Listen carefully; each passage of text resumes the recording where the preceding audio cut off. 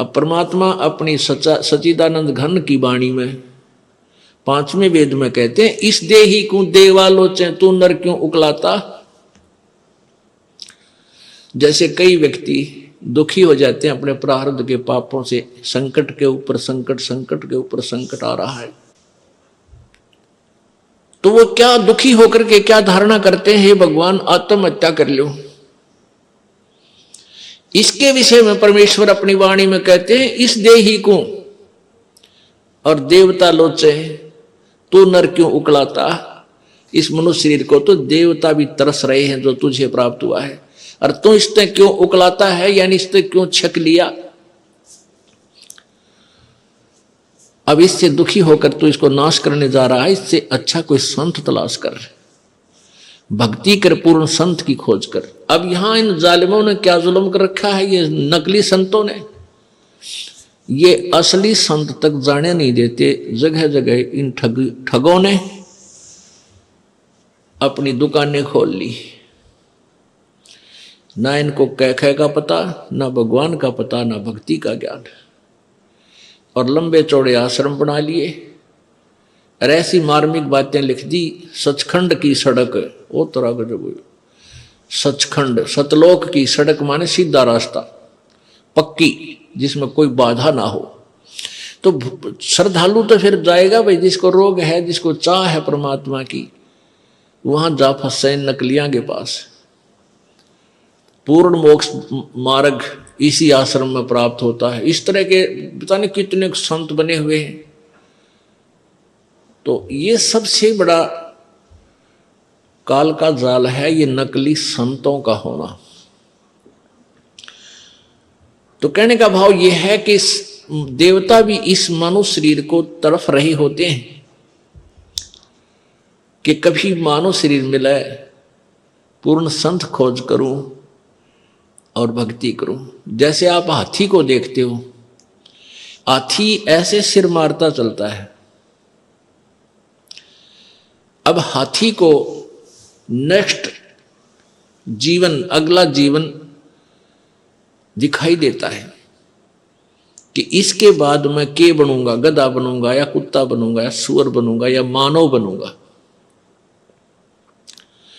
तो सिर मारता चलता है। किस समय सिर मारता है? जब वो पकड़ दिया जाता है, जब वो किसी मनुष्य के काबू आ जाता है, उसके ऊपर बैठ के इतना लंबा छुरा लेकर, अंकुश लेकर बैठ जाता है, उसका सीधा ठोकर जट बकवाद करता है, तो तब वो सिर मारता चलता है। नो खड़ा खड़ा भी सिर मारता रहता है। अब वो ये सोचता है वह बड़ा फंसा, बहुत फंसा मैं, और जय इब का मनुष्य शरीर मिल गया तो पूर्ण संत की, पूर्ण परमात्मा की भक्ति करूंगा। पूर्ण संत की खोज करके और सही भक्ति करके अपना पीछा छुड़वाऊंगा। अब परमात्मा यहां क्या बताना चाहते हैं कि जो कुंजर सिर धुनत है, अगला जन्म सुझंत, इब कहेल नर करत सेव पूरे संत। हाथी मन में सोच रहा होता है कि यदि अब की बार मनुष्य जीवन मुझे मिल गया तो पूरे संत की खोज करूंगा। अब परमात्मा फिर उसके ऊपर एक और कहते हैं कि हाथी अर्थात ये आत्मा मन के संयोग से इतनी ढीठ होगी। हाथी के विषय में कहते हैं कि हाथी तभी तक सिर पटक रहा है, धुन रहा है, जब तक यो बंध में आ गया और मनमानी इसको मस्ती नहीं कर पा रहा, इसलिए ये भगवान याद कर रहा है और ईब छोड़ दे इसने। अब इसको खोल दे यहां से और जंगल की तरफ कर दे। कति भगवान याद ना करे, उड़ा खावा केड़े के पेड़ा नर मार मस्ती फुर फुर नावर ठाठ करे, नरी को बिद करे, कति सर नहीं दोने ना इसका याद आवा भगवान, हालांकि इसको पता भी है। तो इसलिए परमात्मा कहते हैं भाई इस परमात्मा के तत्व ज्ञान के बिना ये प्राणी ना तो भक्ति कर सकता और ना ही अपने इस मानव जीवन को ठीक ढंग से जी सकता। इसमें कोरी को बद करेगा। थोड़ा सा कोई राजपद प्राप्त हो गया, कोई बड़ा सा अधिकारी बन गया तो धरती तोलन न हो जा। मंत्री, मुख्यमंत्री, प्रधानमंत्री, राष्ट्रपति बन जाए तो पता ना क्या सोच बैठा है, और भूल जाता उसमें कि तू इंसान भी है, तू जीव भी है। तो ये जो चौंध लावा है, ये काल लगावा है, ये भूल जो डालता है, ये काल लगाता है कि ताकि ये नरे कर्म फोड़ ले अपने और पापों की गठड़ी बांध ले। क्योंकि अच्छी आत्माएं पूर्व जन्म की होती हैं, वो ही कोई उच्च पद, अच्छा धन प्राप्त करती हैं।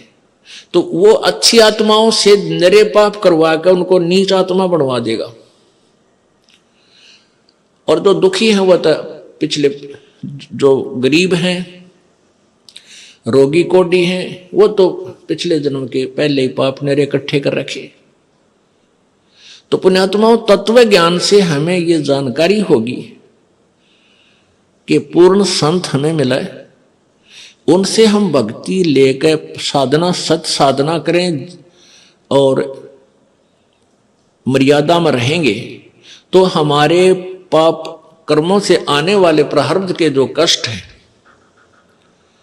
वो पाप भी कट के हमें सुख होगा।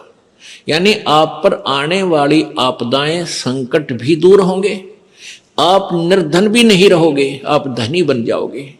एक तो आप यहाँ के भौतिक सुख के, भौतिक धन के धनी बनोगे और आध्यात्मिक धन के भी आप धनी बनोगे।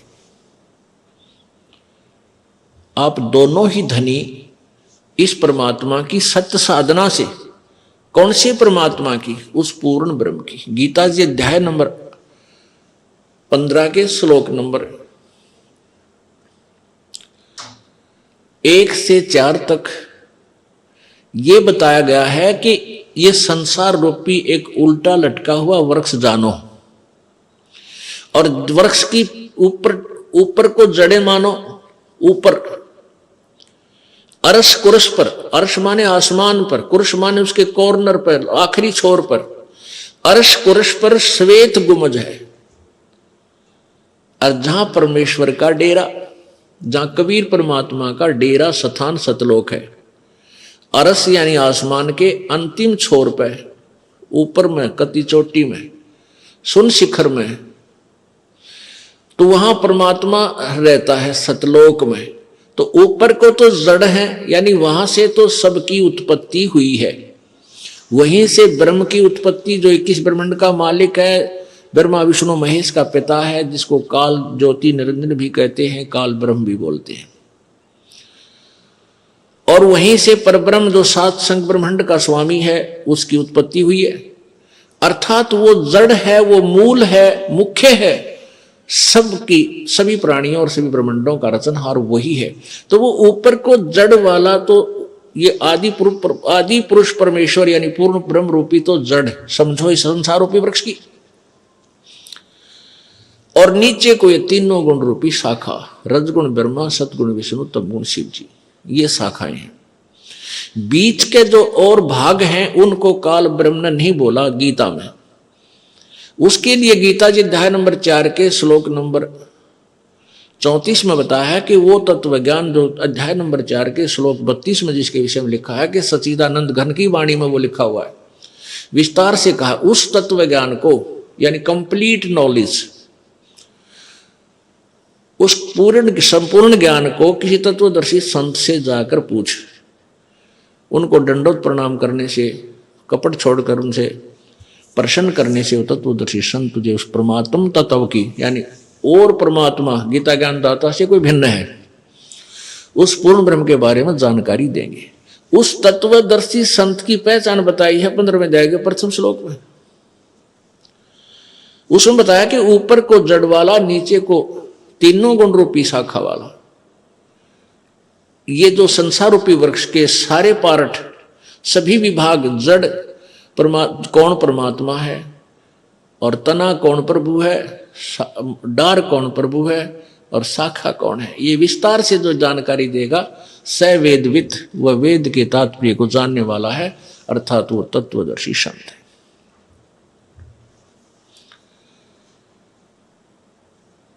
पुण्यात्माओं, परमेश्वर स्वयं आए थे, आप आरती, आप साजे, आप किंगर, आप बाजे, आप ताल झां जनकारा, आप नचे आप देखण हारा।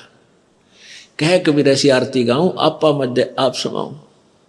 तो परमात्मा स्वयं ही आए हैं, आप आरती नहीं होगी, आप साजे, आप किंगर, आप बाजे, आप नचे और आप देखण आ रहा, आप ही एक दास की भूमिका कर रहे हैं परमात्मा, और स्वयं ही सब ब्रह्मांडों का संचालन करने वाले भी वही हैं, सबकी देख रेख भी वही कर रहे हैं। तो उन्होंने स्वयं ही आकर के ये ज्ञान बताया था, तत्व ज्ञान बताया था।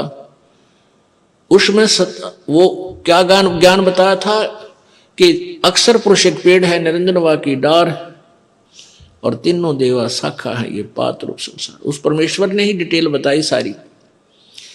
जड़ तो वो खुद मालिक है ही, उससे अलग बता रहा है कि जैसे पेड़ आपको बाहर नजर आता है पृथ्वी से, तुरंत वो मोटा जो हिस्सा होता है वो तना है। ये संसार रूपी वृक्ष का जो 7 संग ब्रह्मांड का जो अक्षेत्र है, उसका मालिक है, उसको तो समझो तना है, और वो है परब्रह्म यानी अक्षर पुरुष।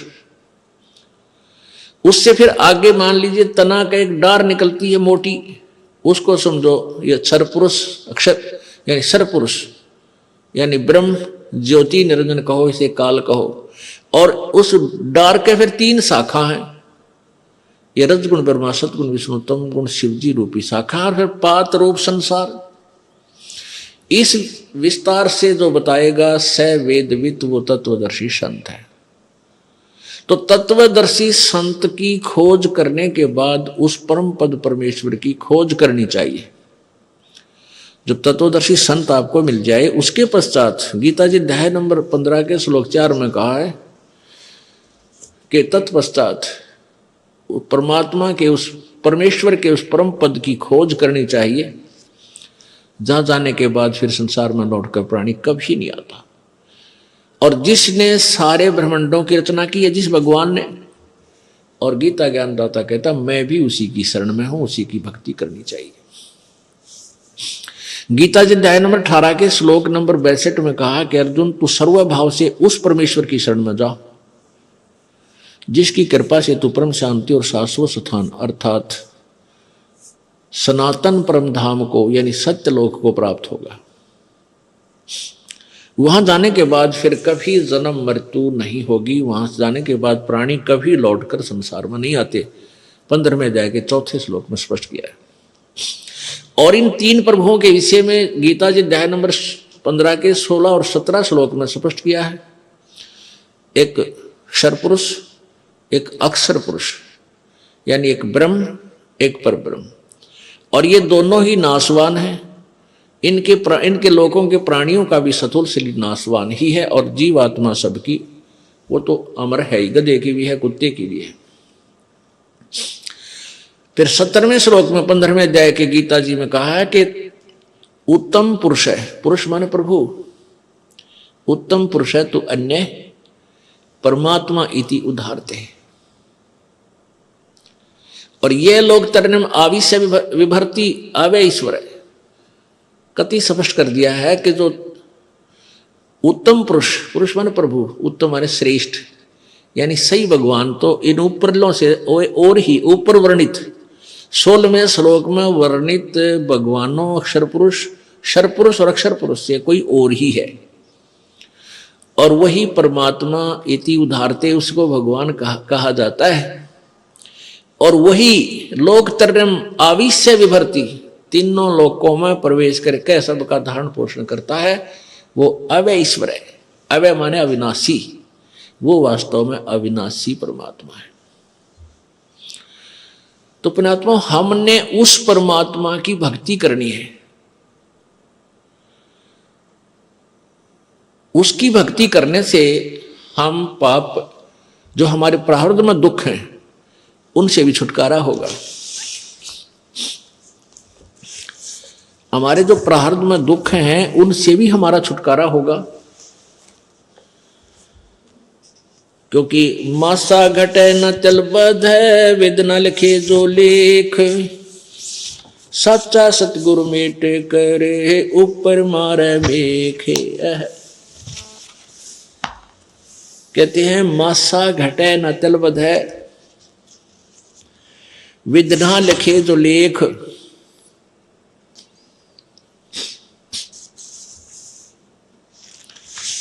और सच्चा सतगुरु मेट के ऊपर मार दे मेघ।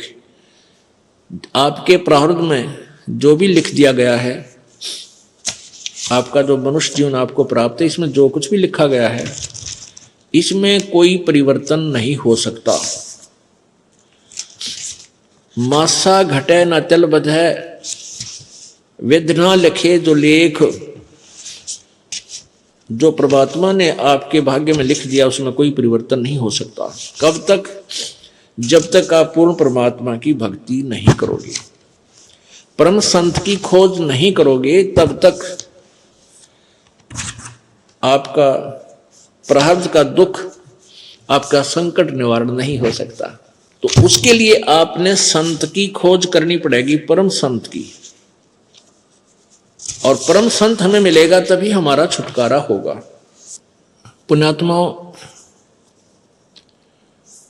मानुष शरीर दुर्लभ है, मिले न बारंबार, और वही तरवर से पत्ता टूट जाइयो फिर नहीं लागे डार। इस सबसे पहले तो हमने इस मनुष्य जीवन की वैल्यू से, इसकी कीमत से परिचित होना चाहिए। ये कितना अनमोल है, ये कितना बहुमूल्य है। जब हम इसकी कीमत से परिचित होंगे तभी हम भक्ति कर पाएंगे। क्या बताते हैं कि कहता हूं कई जाते हूं, कहूं बजा के ढोले, श्वास जो खाली जात है ये तीन लोक का मोले। एक मानव शरीर का जो श्वास है, ये एक श्वास भी कहते तीन लोक के तुल्य।